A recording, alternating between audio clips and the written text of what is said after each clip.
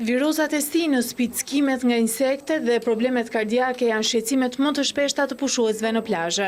Vetëm në qendrën shëndetësore të Shëngjinit brenda një jave kanë kërkuar ndihmë mjekësore 240 pushues. Ministri i Shëndetësisë gjatë inspektimit të kësaj qendre garantoi shërbim 24 orë për pushuesit që kanë zgjedhur zonën bregdetare të Shëngjinit, ndërsa për rastet urgjente janë në dispozicion ambulanca dhe stafi mjekëve në Spitalin e Lezhës, por dhe të Tiranës, në varësi të problematikave.